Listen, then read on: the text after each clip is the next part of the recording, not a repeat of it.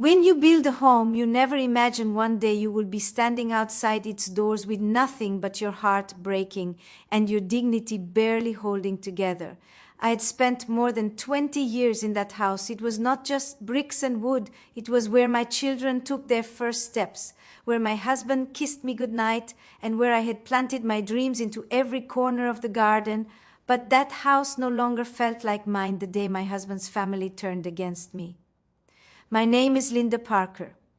I was born in a small town in Ohio, and I was raised to believe that family meant everything. When I married Daniel, I was young, hopeful, and ready to love with all my heart. His family was big, loud, and proud. The Parkers owned a construction business and were respected all over town.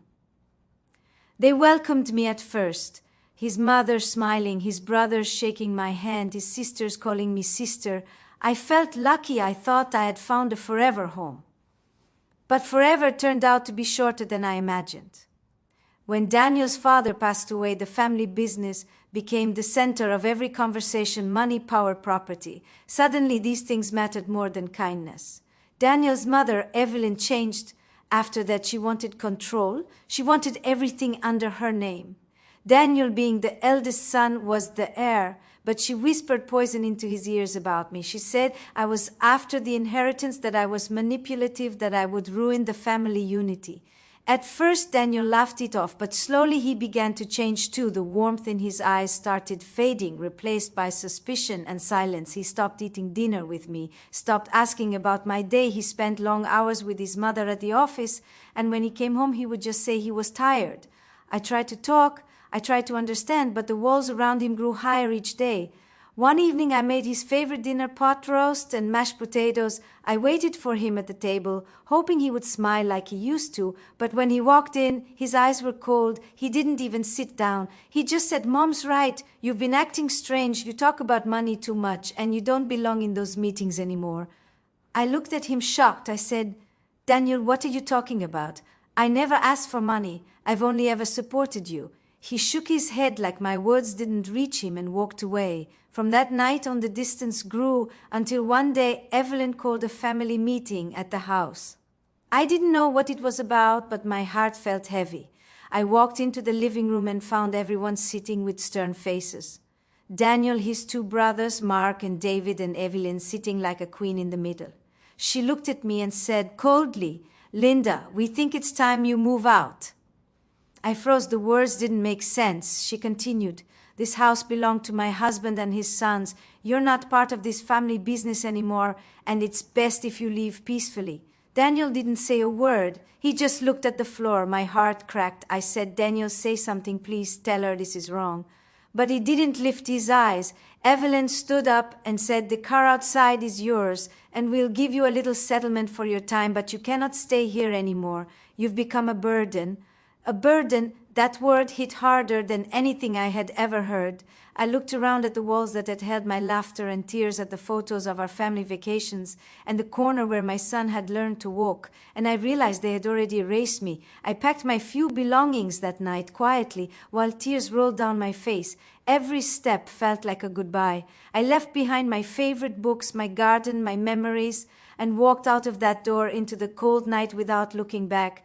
For weeks I stayed in a small motel on the edge of town. The walls smelled of bleach and loneliness. I had nowhere to go.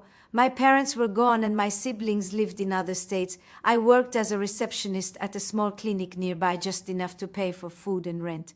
I spent nights crying, asking God why everything I had built was taken away from me. But deep down, something inside me refused to break. I remember one night, as I sat by the window watching the rain, I whispered to myself, "You can take my home, but not my strength." That night, something shifted inside me. It wasn't anger, it was resolve. I decided I wouldn't live the rest of my life as a victim. I would rise again, slowly, quietly, and with grace. The next morning, I walked into my job with a new spirit. I started saving every dollar I could. I took extra shifts, learned about real estate from one of the doctors who invested in properties, and even attended evening classes at the community college. I didn't tell anyone my story. I just worked and learned and waited for my chance. Years past life wasn't easy, but I found peace in small things, in the laughter of patients, in the kindness of strangers, and in the warmth of a tiny apartment that I decorated with thrift store furniture and love. I didn't have much, but it was mine. Every night I lit a candle by the window and whispered one prayer, "Thank you for another chance." And then one day, fate brought me back to the beginning. It was a Saturday morning when I saw an old real estate listing pop up on my screen. The address looked familiar. My heart skipped when I realized it was the same family home I had been thrown out of the house that once broke me was now for sale. I stared at the screen for a long time. My heart was racing faster than my thoughts. The Parkers must have been struggling. Daniel's business had been failing for years, and Evelyn was aging. I smiled softly and whispered, "Maybe this is it." I called the agent pretending to be a regular buyer. I didn't mention my name when I walked into the open house. It felt like stepping into a memory. The furniture had changed, but I could still see the ghost of my past in every corner. I touched the kitchen counter where I used to knead dough. The walls whispered old laughter. The garden looked overgrown, neglected. I took a deep breath and said quietly, "I'm coming home." That night, I didn't sleep. I went through my savings and investments. I had been careful, disciplined, and patient for years, and now I had enough. I contacted the agent the next morning and made an offer higher than the asking price. The Parkers didn't even know it was me buying it. They just saw the deal and agreed immediately. Within weeks, the papers were signed and the house was mine. The day I held the keys again, I stood at the gate for a long time, tears filling my eyes. The same door that once closed on me now opened for me again the day I walked through that front door again. It was like time had folded in on itself. My hands trembled as I placed the key into the lock. The sound of it turning echoed in my chest as if the house itself was breathing again, welcoming me home. I stepped inside slowly. The air smelled different, older, dustier. But beneath it, there was still that faint trace of cinnamon and pine, the scent of the home I once knew. I stood in the living room for a long time, taking it all in. The light fell across the floorboards, the same way it used to when I would clean early in the morning.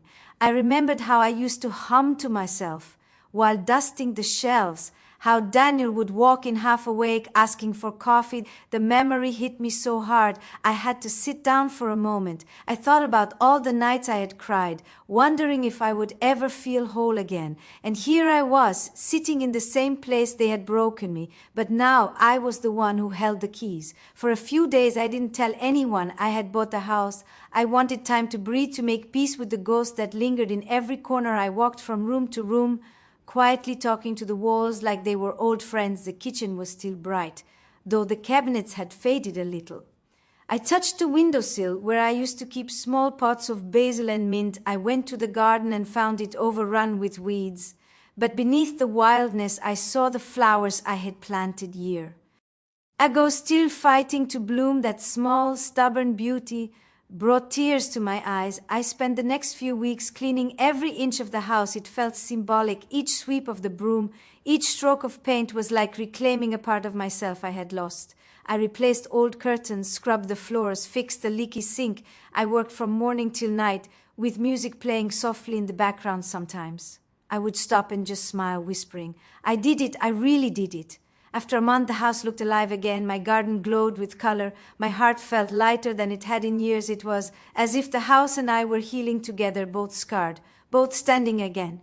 One morning, while watering the roses, I heard a familiar voice behind me. It was Mark, one of Daniel's brothers.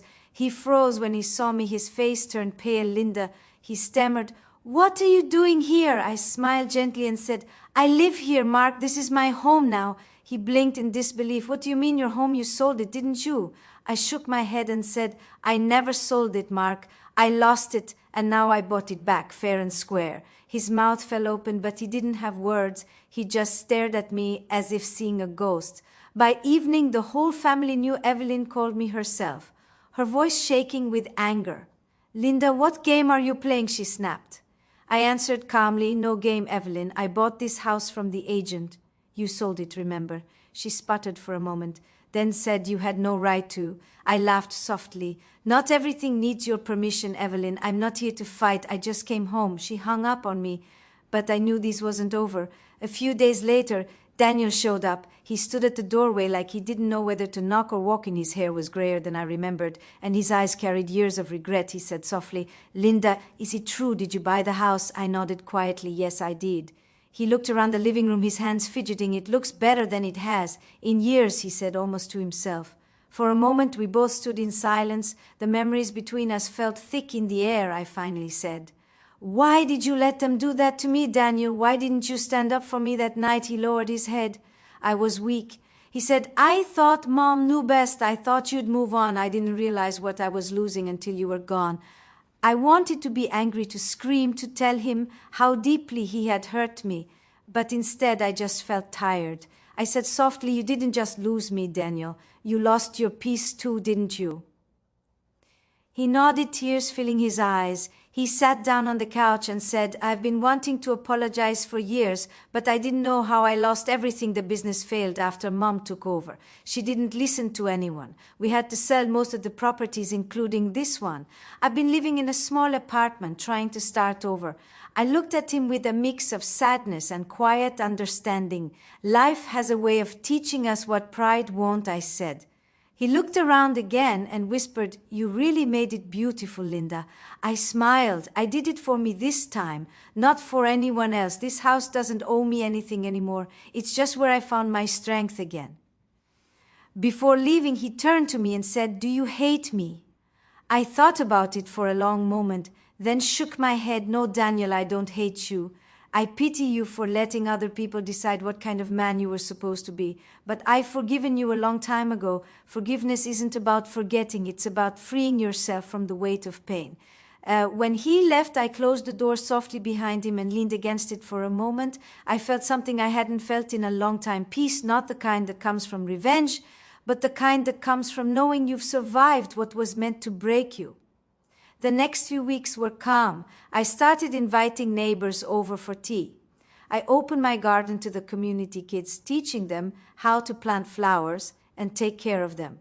Every laugh that echoed in that garden felt like a victory, like proof that love could grow even in places where betrayal once lived.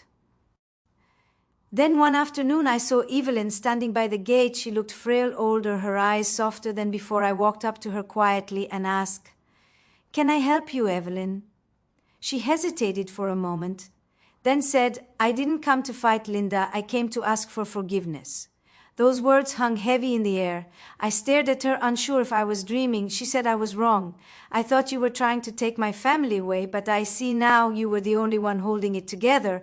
I destroyed everything. I just wanted to say, I'm sorry."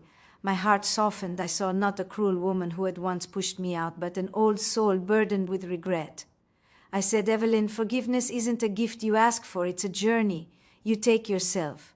She nodded, tears streaming down her wrinkled cheeks. Then she whispered, "You were always the better woman, Linda." We stood there for a long time, neither of us saying more. The past didn't vanish, but somehow it didn't matter anymore. We had both carried our pain long enough. It was time to let it rest. That evening, as I sat in the garden watching the sunset, I felt a deep calm settle over me. I had come full circle. I had lost everything and gained it back, not through revenge, but through resilience. Life had tested me, stripped me down, and rebuilt me stronger, kinder, wiser. And as the golden light touched the walls of the house, I whispered softly, "Thank you for breaking me," because that's how I learned to rebuild. For a while, peace truly felt like it had finally found me. I woke up early every morning, made my coffee, and stepped into the garden barefoot, letting the cool dew kiss my feet. I would look at the sky and whisper small prayers of gratitude. The same house that had once been filled with anger now echoed only with the sound of birds and wind, and sometimes the laughter of children from next door. I had found purpose again. I started volunteering at the community center, helping young women who were going through hard times. Some of them were escaping bad marriages. Some had been abandoned by their families. I would listen to them and say gently, "You are not what they said. You are what you choose to become." They didn't know my full story, but they saw the strength in my eyes, and it gave them courage. I started feeling like my pain had not been wasted. It had turned into something powerful, something healing. One afternoon after one of my sessions, I received a call from a law firm downtown. The woman on the phone said she needed to speak with me about an old property matter. At first, I thought she had the wrong number, but she mentioned Daniel Parker and my heart skipped a beat. She asked if I could come in the next day. I said yes, though I didn't know what to expect. The next morning, I dressed in a simple blue dress and drove into town. The law office was tall and cold, filled with polished wood and the faint scent of paper and coffee. The receptionist smiled politely and led me to a conference room. A middle-aged attorney greeted me with a calm smile. "Mrs. Parker, thank you for coming." He said, "I'm Mr. Lewis. I represent what remains of the Parker estate." The words made my stomach tighten. He opened a folder and began to explain. Apparently, before Evelyn passed away, she had written a new will. A quiet gasp left my lips. I hadn't even known she was gone. He nodded softly. She passed away 2 months ago from heart failure. He paused as if waiting to see my reaction. I lowered my head for a moment and whispered, "May she rest in peace." He continued, "The new will lists you as one of the beneficiaries." I blinked in disbelief. I thought I had misheard him. He smiled faintly. "It seems Mrs. Evelyn Parker wanted to make things right before she left. She signed over a small portion of the old family business stock to your name as an acknowledgement of what she called moral debt." My eyes filled with tears. I sat in silence for a long moment, trying to process it all, the years of pain, all the betrayal, and now this unexpected act of remorse. I didn't know whether to feel sad or grateful. I finally said quietly, "I never asked for anything from her." He nodded. "I know, but she wanted to give it anyway." I left the office with the documents in hand and a strange feeling in my chest. It wasn't joy exactly. It was more like closure. The past had finally laid itself to rest. That evening, Daniel came by. When he heard the news, he looked older than ever, his shoulders heavy with guilt. He said, "I didn't know she had done that. She never told anyone." I looked at him and said, "Maybe she found peace at the end." "Daniel, maybe we all can." He nodded slowly. Then he looked around the house again and said softly, "I never realized how much this place meant until it was gone. You gave it life again." "Linda," I smiled faintly and said, "I didn't bring life to this house, Daniel. It brought life back to me." He stayed for dinner that night. For the first time in years, I cooked simple food, just like old times. He told me about his new job at the smaller construction company and how he was trying to rebuild his life. I listened quietly, and for the first time I saw not the man who had hurt me, but the boy I had once loved who had simply lost his way. After he left, I sat by the window watching the stars. I felt a deep calm, but also something new stirring in me. I realized that forgiveness was not the end of my story. It was the beginning of a new one. The next few weeks were busy. I took the stock papers and decided to turn them into something meaningful. I sold them and used the money to start a small foundation for women in need. I called it the Second Chance Home. It was a safe place where women could stay, rebuild their confidence, and learn new skills.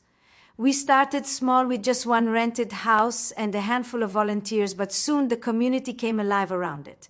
People started hearing my story. Though I never shared names, I would tell them only this: I lost everything once, but in losing, I found myself. I told them about resilience, about the beauty of standing tall when the world expects you to kneel. As the foundation grew, something beautiful happened. The local newspaper did a story on us. They came to interview me. And when it was published, the article went viral. People from all over the city sent donations and messages of support. I was overwhelmed by kindness. It was as if life was returning every ounce of goodness I had once given away. But not everyone was happy with my newfound success. One morning I received an email that made my hands tremble. It was from Mark, Daniel's brother. The subject line read, "You owe us." The message was short but full of venom. He wrote, "You think you're some saint now, but you stole our home and our family name. You pay for what you did." For a moment, the old fear crept back into me. My hands went cold and my chest tightened. But then I took a deep breath and whispered to myself, "Not this time. I will not let their bitterness steal my peace again." I called my lawyer and made sure every document was solid, every ownership paper, every contract of sale, everything I had done was fair, legal, and transparent. I had fought too hard to let anyone drag me back into their storm. A few days later, I saw Mark outside the gate. He looked angry, desperate, maybe even broken. I walked up slowly and said, "Mark, what do you want?" He glared at me and said, "You think you're better than us now. You took everything from this family." I kept my voice calm. "I didn't take anything. Mark, you all gave it away. You had everything and you destroyed it yourselves." He shouted, "I'll fight this. I'll get the house back." I said, "You can try, but I don't fight with hate anymore." He stood there breathing heavily, then turned and stormed off down the street. I watched him go, feeling both sadness and pity. Some people never learn that peace is the only real victory. That night, as I sat by the window with my tea, I realized that my journey had come full circle again. I had been thrown out of this house, humiliated and broken, but now I had not only reclaimed it, I had turned it into a place of light and healing. I thought of all the women I had met at the foundation, their stories, their pain, their courage. Each one reminded me of the woman I used to be, lost, frightened, unsure, and I knew then that everything I had suffered had a purpose. Sometimes we go through storms not to drown, but to learn how to dance in the rain. I smiled to myself, whispered a quiet thank you to the stars, and let the night hold me gently like an old friend. Time passed slowly, yet gracefully. My days began to feel peaceful again, and sometimes almost ordinary. I woke up early, made coffee, and looked out over the garden. The roses were blooming again, and that always made me smile. They reminded me that beauty can grow even from roots once buried in pain. The foundation kept me busy and happy. The women there became like family. Each had a story that could break your heart. Yet each found a way to rebuild piece by piece. We shared tears and laughter and dreams over cups of tea. The house that once echoed with silence now hummed with the soft sounds of hope. One chilly afternoon, as I was finishing a class on budgeting and self-care, I heard a knock at the door. When I opened it, I froze. Daniel stood there. He looked tired, older, and worn. His eyes were the same, though soft and full of something I could not read. "Hi, Mom," he said quietly. "I didn't expect to find you here." I took a deep breath and managed a small smile. "Daniel, it's good to see you. What brings you here?" He stepped inside and looked around at the cheerful walls, the women chatting in the corner, and the posters about rebuilding life. He said softly, "You've done a lot with this place." I nodded. "It's been a blessing." He nodded too, then took a deep breath. "I need your help, Mom," he said suddenly. I didn't know what to say. He hesitated, then went on the company I joined after everything went downhill. The owner was corrupt and the business is collapsing. "I'm in debt and I might lose my house." His voice cracked a little. He looked away ashamed. "I know I don't deserve your help after everything, but I didn't know who else to turn to." I looked at him for a long moment. My heart ached. Not with anger, but with compassion. I motioned for him to sit down. I poured us both tea and said, "Daniel, sometimes life brings us back to where we started. Not for punishment, but for redemption. Tell me everything." He explained how he had trusted the wrong people, how his pride had stopped him from asking for advice, and how now he was drowning in bills. I listened quietly. I could see the boy he once was behind the man who had made so many mistakes. When he finished, I said softly, "Daniel, you don't need my money. You need to learn what it means to build with your heart, not just your hands." He looked confused. I said, "I will help you, but not by bailing you out. Instead, you will come here every week and help us. You'll teach the women skills, the ones you used in construction. You'll give your time, your effort, and your presence. That's how you'll pay your debt, not to me, but to life." At first, he resisted. He said, "I don't belong here, Mom. These women, they've been through real pain. I just made bad choices." I smiled gently and said, "Pain is pain, Daniel. Everyone deserves a second chance. Even you." He agreed reluctantly and started coming every Saturday. At first he kept to himself, spoke little, and avoided eye contact, but slowly something began to change. The women treated him with respect. They didn't judge him. They listened to his stories and thanked him for teaching them how to repair walls, build shelves, and fix broken doors.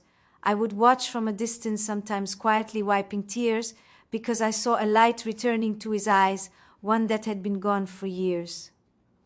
One afternoon, I found him in the garden repairing a fence. He looked up at me and said, "You were right. Mom, helping others feels different than chasing money." I nodded and said, "It feels the kind of emptiness success never can." After a few months, he became one of the most trusted volunteers in the program. He He women looked up to him as a mentor. He would sit with them, share coffee, and listen with genuine care. For the first time in his adult life, I saw him live with purpose. Then one evening, he came to me holding an envelope. He said, I've paid off some of my debts and I found a small place to rent. I also wanted to give this back to you. He handed me a check. I shook my head and said, no, Daniel, this isn't mine. It's yours. He said, but you saved me. I said, no, you saved yourself. I only reminded you who you were. He smiled the way he used to. As a little boy, that same innocent way that made my heart melt. He said, I wish I had listened to you sooner. I said, we all find our lessons when the heart is ready. A few weeks later, something unexpected happened. A large company reached out. They had heard about the Second Chance Home and wanted to sponsor us. They offered to fund an expansion to open more centers across the state. It felt like a dream come true. During the press event, the company representative gave a speech and then invited me to share my story. I stood before a crowd of strangers and familiar faces, including Daniel. I spoke not from pride, but from gratitude. I said, I once lost my home, my family, and myself, but sometimes losing everything is how you find what matters most. This house behind me was built not from bricks, but from broken hearts that refuse to stay broken. Every woman here carries a story of pain, but also of power. And today I stand not as someone who was abandoned, but as someone who learned that love is stronger than bitterness. The crowd applauded softly, but I saw Daniel's eyes shining with tears. That moment I knew he had finally understood everything I had been trying to teach him all along. After the event, he came to me, hugged me tightly, and whispered, Mom, I'm proud of you. I smiled and whispered back, no, Daniel, I'm proud of you. Life began to feel beautifully full again. The foundation expanded. We opened 2 more houses, one in the next town and another in the city. The women who once needed help were now helping others. It felt like a circle of strength.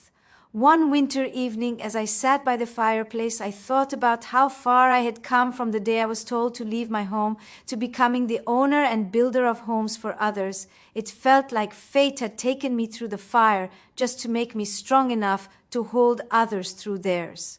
Sometimes I still hear the echoes of that painful day when I was thrown out the sound of the door slamming the cold air on my face.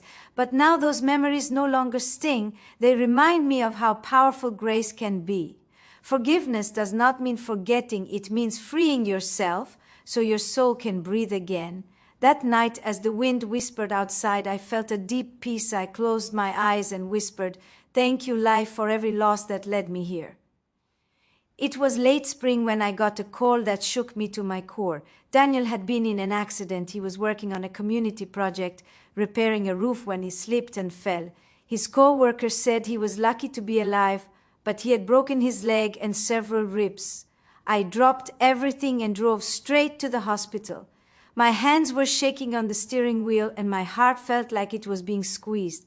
When I saw him lying there, pale and bruised, I felt tears sting my eyes. He smiled weakly and said, you didn't have to come. I said, hush, you're my son. Where else would I be? He looked so fragile, so human. I held his hand and remembered the little boy who used to climb trees and come running to me with scraped knees, crying for comfort. It felt like time had folded in on itself, bringing us back to where love began and pain had no language. The doctor said he'd recover, but it would take time. He'd need rest therapy and patience, 3 things Daniel was never good at. I stayed by his side for days, helping him eat, fixing his pillows, talking to the nurses. I didn't mind sleeping in the chair. I just wanted him to feel safe. One evening, while the room was quiet, he looked at me and said, Mom, I've been thinking a lot.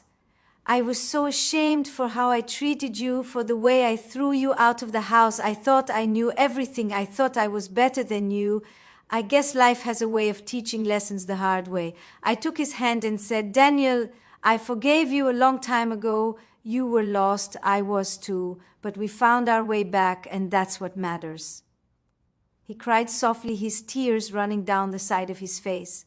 And I brushed them away like I used to when he was little.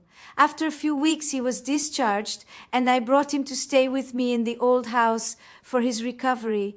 At first, he resisted saying, I'll be fine on my own. But I told him gently, sometimes strength means allowing others to care for you. He finally agreed. Those days became some of the most precious in my life. We spent hours talking about everything and nothing. We cooked together, watched old movies, and laughed at silly jokes. He told me about his regrets and his dreams, and I told him stories about his childhood he had forgotten. It was like rebuilding something sacred brick by brick. One afternoon, as we were having tea in the garden, he looked at the house and said, "You really made this place shine, Mom. It doesn't feel like pain anymore. It feels like peace." I smiled and said, "That's because love always finds a way to repaint the walls of your heart." He laughed softly and said, "You sound like a poet." I said, "Maybe pain makes poets out of all of us. But life has its own rhythm of joy and challenge. And just when things start to feel steady, something always comes to test the strength of what you've built." A month later, I got a call from the bank. The property of Daniel's old house was going up for auction, the one that had once been my home. My heart skipped a beat because it carried too many memories. But before I could speak, Daniel said, "I want to buy it back, Mom. I want to make things right." I was quiet for a moment, then said, "Are you sure that place holds a lot of hurt?" He nodded. "I need to face it. I can't keep running from it." So I helped him prepare. We worked together to gather what savings he had, plus a small grant the foundation had received for community rebuilding. He wanted to turn the house into something meaningful, a safe home for young men struggling to start over. The day of the auction came. The room was filled with people bidding on different properties. Daniel sat beside me, nervous but determined. When the old house came up for bid, his hand trembled as he raised the number. I squeezed his hand and whispered, "You can do this." He smiled weakly and said, "Only because you believe in me." When the auctioneer finally called out, "Sold to bidder number 42, Daniel's face turned pale, then broke into a tearful smile. He looked at me and said, "It's ours again, Mom. But this time we'll fill it with love, not pride." Over the next few months, we worked side by side, rebuilding, repainting, and restoring every corner of that house. He insisted on doing most of the work himself. Despite his still healing leg, he said, "I need to earn this redemption with my hands, not just words." The day we finished the last coat of paint, we stood outside and watched the sunlight hit the porch just right. It looked almost golden, like forgiveness had left its mark on the walls. I turned to him and said, "I'm proud of you, Daniel." He said, "No, Mom, I'm proud of us." We held a small gathering to celebrate. The women from my foundation came along with a few men who had joined new programs Daniel started. They brought food, music, and laughter. The house that once saw tears now echoed with joy. As the evening grew calm, I sat on the steps looking at the stars. I felt something deep inside me settle. It was peace, not the quiet kind, but the kind that comes after a long battle, when you know you gave it everything and somehow came out stronger. Daniel sat beside me and said, "You know, Mom, I used to think success meant owning big things, cars, money, respect. But now I think it's moments like this, sitting here with you watching the stars, knowing he built something that matters." I smiled and said, "That's the kind of success that never fades." Years went by, the foundation flourished. Daniel's center became a success too. People came to volunteer, donate, and share their stories. He even started mentoring young men who had been through family rejection or bad choices. He told them about mistakes and forgiveness and how second chances aren't given, they're earned. Then one summer day, I received a letter. It was from the town council. They wanted to honor the second chance homes for outstanding service to the community. They invited me and Daniel to speak at the ceremony. Standing there in front of hundreds of people sharing our story, I felt tears fill my eyes, but they weren't from pain, they were from gratitude. I said into the microphone, "I once lost everything, but that loss became the seed of my strength, my son, and I learned that love is not about being perfect, it's about finding your way back to each other again and again, even when the road is hard." The crowd stood and clapped. Daniel hugged me and whispered, "Thank you for never giving up on me." I said quietly, "Thank you for coming home." That night as we drove back, the sky was painted with soft pink clouds and golden light. Daniel rolled down the window and said, "This feels like a new beginning." I nodded and whispered, "It always is." Now, when I sit in my garden surrounded by roses and laughter, I realize life's greatest gift isn't comfort or wealth. It's the courage to keep loving even after you've been hurt. Because sometimes the people who break your heart are the same ones who help you discover how strong it really is. And sometimes being kicked out of one home leads you to build 100 more where broken hearts can rest and begin again. Years pass gently like pages turning in a book you never want to finish. The seasons changed, and the old house that once stood as a symbol of pain and forgiveness became something much more. It became a haven, a place where stories began again. Daniel had grown into the man I always knew. He could be kind, wise, and humble. He no longer chased recognition or wealth. Instead, he built connections. He led community programs across the state, helping young people rebuild their lives. He traveled to schools and spoke to students about respect, resilience, and redemption. His voice carried truth because he had lived every word he spoke. I had grown older, but my spirit still burned bright. My hands were slower, but my heart was fuller. The women at the foundation called me Miss Linda and often said that I carried light wherever I went. I always smiled and said the light isn't mine, it's borrowed from everyone who ever helped me find my way. One crisp autumn afternoon, I sat in the garden surrounded by roses that had grown taller than ever. Their colors glowed under the soft sun. I heard the laughter of children in the distance. Daniel's son, my grandson Jacob, was running around the yard chasing butterflies. His laughter filled the air and wrapped itself around my heart.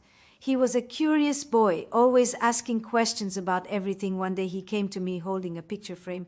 It was an old photo of me standing in front of the house years ago, back when life was harder. He looked up with wide eyes and asked Grandma, "Why do you look so sad in this picture?" I smiled softly and said, "Because that was before I learned what happiness really means." He frowned a little. "What does it mean?" I said, "It means learning to smile again. Even after the world makes you cry, it means forgiving others, not because they deserve it, but because you deserve peace." He nodded, though I could tell he didn't fully understand yet, but one day he would. When Jacob turned 10, Daniel brought him to one of the foundation's homes for the first time. He wanted him to see what kindness looks like when it becomes action. Jacob helped the women in the kitchen, carried boxes of donated clothes, and listened as they told their stories. That night as we drove back home, he said, "Grandma, everyone, they smiled at you. They said you changed their lives." I said softly, "They changed mine too." Years rolled by quietly but beautifully. The foundation grew beyond what I had ever dreamed. There were now 10 houses across the state, each one a safe home for someone starting over. Daniel took over managing everything. He had turned my small vision into a movement of compassion. Then one spring morning I felt weaker than usual. The doctor said my heart was slowing down a little and I needed to rest. I smiled because I had lived long enough to see everything come full circle. I wasn't afraid. I just wanted to make sure the work continued after me. Daniel came to see me that evening with Jacob, who was now 16, taller and thoughtful. He sat beside me and said, "Mom, don't talk like that. You're not going anywhere." I chuckled softly and said, "Life goes where it needs to go. Daniel, what matters is that we leave behind something worth remembering." He looked down, his eyes glistening, and said, "You already did. You gave hope to hundreds, maybe thousands." I said quietly, "Then promise me you'll keep that hope alive." He held my hand tightly and said, "I promise." Jacob sat near the window looking out at the fading sun. "Grandma," he said, "do you ever regret anything?" I smiled. "No, sweetheart. Not even the pain, because every tear, every mistake, every goodbye led me right here to this moment." That night I watched the stars through my window. The sky was vast and endless. I whispered a quiet prayer of gratitude for every soul that had touched my life, for every lesson, for every bit of love that refused to die. In the months that followed, I slowed down more, but my home never stopped being full of life. People came and went, volunteers, families, children, all carrying pieces of their own stories. I listened, laughed, and held them close.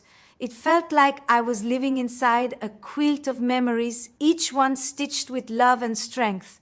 One evening, Daniel organized a surprise gathering at the community center. I thought it was just another event, but when I arrived, I saw a banner that said, "Celebrating 20 years of second chances." My heart swelled with emotion. There were hundreds of people there, women, men, families, all whose lives had been touched by the foundation. They told stories, shared hugs, and filled the room with warmth and gratitude. When it was my turn to speak, I stood at the podium, my hands trembling slightly, and said, "When I lost my home years ago, I thought my life had ended, but sometimes endings are just beginnings in disguise. That pain became my teacher. It taught me that courage doesn't always roar. Sometimes it's a quiet voice saying, 'Try again tomorrow.' I found out that love is the most powerful thing we can give because it multiplies every time we share it." The room was silent except for the sound of a few people crying. I looked at Daniel and Jacob sitting in the front row, their faces glowing with pride and love, and I felt my heart fill with peace. After the event, Jacob came up and hugged me tightly. He whispered, "Grandma, one day I want to keep this going too." I smiled with tears in my eyes and said, "Then I know the world will be all right." A few years later, the foundation officially renamed one of its largest homes the Linda Thompson House, a safe place for women families and anyone who needed a second chance. The dedication ceremony was simple but deeply moving. A plaque on the wall read, "This house stands on forgiveness, courage, and love." Daniel gave a short speech. He said, "My mother once lost everything, but she never lost her kindness. She showed me that strength is not in how loud you are, but in how much you love. And because of her, thousands of people have a place to call home today." I couldn't stop the tears that fell as I listened. Every word felt like a gentle goodbye, though no one said it aloud. Now, when I sit in the garden watching the sunset, I feel nothing but gratitude. The world is still full of hurt and struggle, but also beauty and kindness, and that's enough. If you ever pass by a small toe and see a sign that says "The Second Chance Home," remember this story. It began with one woman who was told to leave her home and ended with a legacy that gave countless others one. Because sometimes being pushed out of a door isn't the end, it's the start of a journey that brings you back through another door, carrying light for everyone who follows. That is what love does. It finds a way even when the world says there is none, and it teaches us that forgiveness isn't weakness, it's the quiet strength that builds homes out of broken hearts and peace out of pain. And that is the story of how a woman who was once thrown away became the reason so many others found a place to belong. It has been many years since Grandma Linda passed away, but her voice still lives in the walls of every home she built. Her smile still feels like sunlight when I walk through the gardens she planted, and her lessons still echo in my heart every time I meet someone who has lost hope. I am Jacob, now 32 years old, and every time I look at the sign that says the Second Chance Foundation, I feel her beside me. I remember her gentle laugh, her hands always warm, and her eyes that could see goodness even in the darkest souls. After she left us, my father Daniel carried on her work for many years. He turned the foundation into something greater than she had ever dreamed. There were homes, not just in our state, but across the country, each one named after the values she lived by: courage, hope, grace, and forgiveness. When Dad grew older, I took his place, not because I had to, but because I wanted to. This foundation is not just our family's work. It's our inheritance, not of money or property, but of heart. I still remember the first time I stood in front of the same old house where it all began, the one Grandma was thrown out of decades ago. The house that once carried tears and silence now stands filled with laughter. There are children playing in the backyard, women baking bread in the kitchen, men learning new skills and helping each other rebuild. On the living room wall hangs a single framed photograph. It's Grandma standing with Dad in front of that house. On the day they reopened it, she's holding a small flower in her hand and smiling at him like she knew something the rest of us didn't. Underneath that picture are her words painted in her handwriting: "Love builds what anger destroys." Every time I read those words, I feel a lump rise in my throat, because they are not just words, they are truth carved from her life. People often ask me how it feels to carry her legacy, to lead what she began. I always tell them it feels like standing in the middle of a storm, but knowing the rain will always pass, because love is stronger than anything that tries to break it. One winter day, a young woman came into my office. She was trembling, holding a small child in her arms.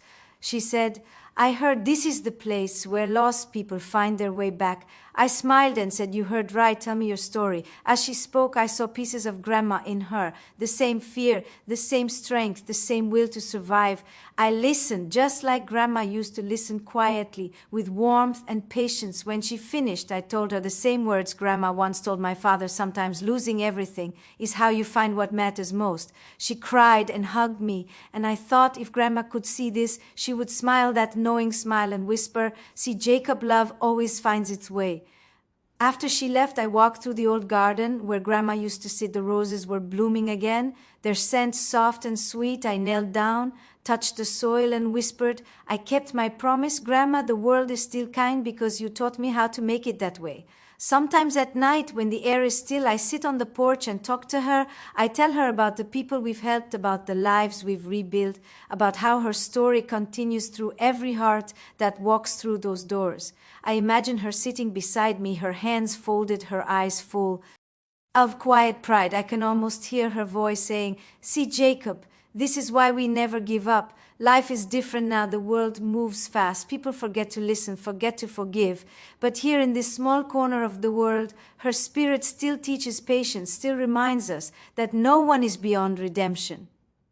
On the anniversary of her passing, every year we hold a small gathering. People come from everywhere, volunteers, families, children, all holding candles. We share stories of the lives touched by her kindness. The light from those candles fills the night, and it feels like the stars themselves are leaning closer to listen. I stand on the steps of the old house, look out at all those faces, and say the same words every year. This foundation began because one woman refused to let bitterness win. She was told she wasn't good enough, wasn't wanted, wasn't needed. But instead of breaking, she built. Instead of hating, she loved. And that love outlived her. When I finish speaking, I always look up at the sky and whisper, thank you, Grandma, for teaching me how to see light where others see darkness, for showing me that courage doesn't mean never falling. It means standing up again with love in your hands.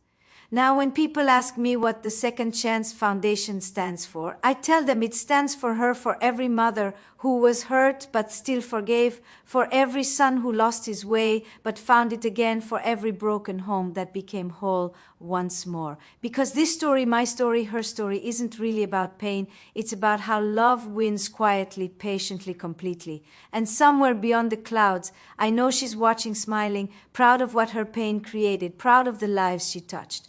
Proud that the house she once lost became the place where thousands found their way home.